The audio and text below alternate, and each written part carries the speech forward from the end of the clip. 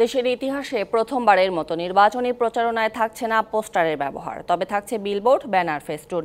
এছাড়া আচরণবিধি লঙ্ঘনের সর্বোচ্চ শাস্তি হিসেবে প্রার্থিতা বাতিলের বিধান বহাল থাকছে। পাশাপাশি বেশ কয়েকটি নীতিগত সিদ্ধান্ত নিয়ে রাজনৈতিক দল ও প্রার্থীর আচরণ বিধিমালা 2025-এর খসড়া চূড়ান্ত করেছে নির্বাচন কমিশন। বৃহস্পতিবার নির্বাচন ভবনে বর্তমান কমিশনের সপ্তম সভা। এতে রাজনৈতিক দল ও প্রার্থীদের আচরণ বিধিমালা এবং সংসদীয় আসনে সীমানা নির্ধারণ নিয়ে আলোচনা হয়। সভা শেষে নির্বাচন কমিশনার আবুল ফজল মোহাম্মদ সানাউল্লাহ জানান, প্রচারণায় পরিবেশ বান্ধব সরঞ্জাম বৃদ্ধির বিষয়ে সিদ্ধান্ত সহ সামাজিক যোগাযোগ মাধ্যম ব্যবহারের বিষয়টিও যুক্ত করা হয়েছে।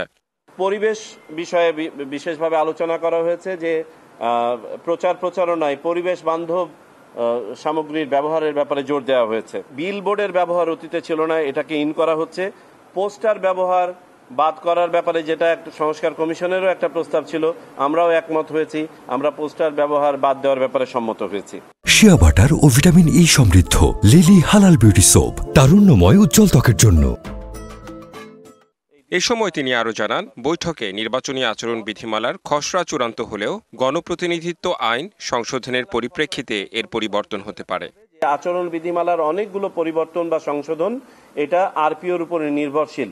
সুতরাং বর্তমানে যে এটা চূড়ান্ত হলে এটা প্রকাশিত হয়ে যাবে আমাদের ওয়েবসাইটে, উপরে লেখা থাকবে আরপিও সংশোধন সাপেক্ষে। এছাড়া সংসদীয় আসনে সীমানা নির্ধারণে আগামী সপ্তাহের শেষ নাগাদ চূড়ান্ত সিদ্ধান্ত জানানো হবে বলেও জানায় কমিশন। সুতরাং এটা খসড়া আকারেই আমরা আমাদের ওয়েবসাইটে নীতিগত অনুমোদন দিয়ে পোস্ট করে দিব। Redwan Ahmed, DBC news, Dhaka.